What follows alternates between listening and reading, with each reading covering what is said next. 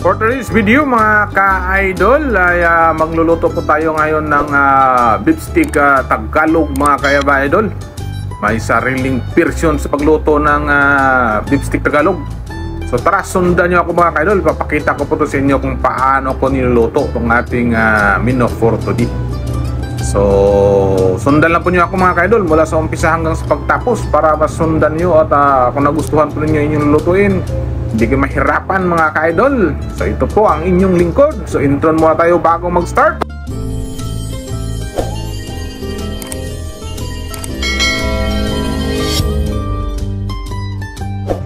Start na po tayo mga ka-idol sa ating pagluto. So naglagay na po tayo ng cooking oil.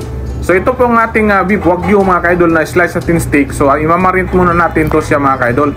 So tingnan na po nyo, naka-plus po sa screen ang ating list of ingredients na ating ginagamit sa ating marination. So i-mix na natin very well mga ka-idol to marinate ng magmamarinate po yung baka natin mga ka-idol. So pagkatapos saka natin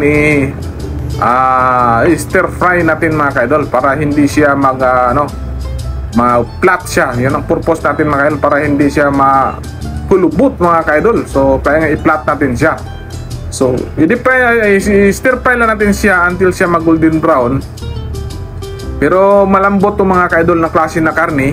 At siyempre, naglagay din po tayo ng cornstarch, pampalambot din yun po mga ka-idol. So, ganito lang po ang ating sistema sa pag-fry natin konti. So, ganyan lang po mga ka-idol hanggat siya maubos ang lahat nating marinate. At saka tayo mag-sauté mga ka-idol para sa ating sauce. So ito na po yung ating garlic mga ka-idol, 4 cloves of minced garlic. So isuti natin mga ka-idol until siya na light brown. So stir natin until light brown, lalabas ang kanyang aroma. Ang lagay po na tayo ng red bell pepper mga ka-idol. So ikat natin ring. So pinapakita ko po sa inyo kung paano ko pinakat mga ka-idol para may idea kayo kung sundan ninyo ang aking menu. Ba magustuhan niyo mga ka-idol. So pati yung ating white onions, so ikat po natin ng ring mga ka-idol. So ganyan lang po, very simple na pamaraan sa pagluto mga ka-idol sa aking beef stick Tagalog. So sariling version to mga ka-idol. So kung nagustuhan nyo, sundan lang po nyo mga ka-idol.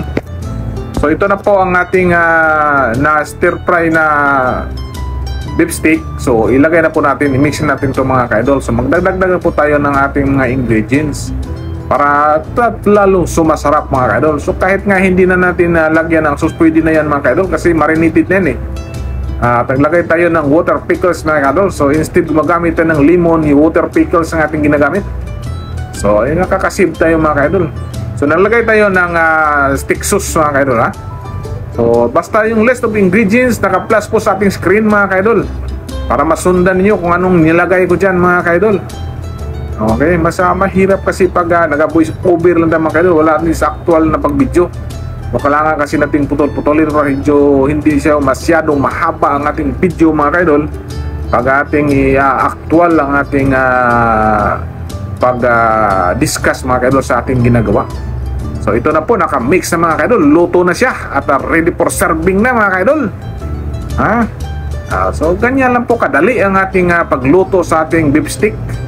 So ito na, nag-plating sa po tayo mga ka-idol at ready for serving na mga ka-idol. At ito'y mapalaban naman tayo sa kainan.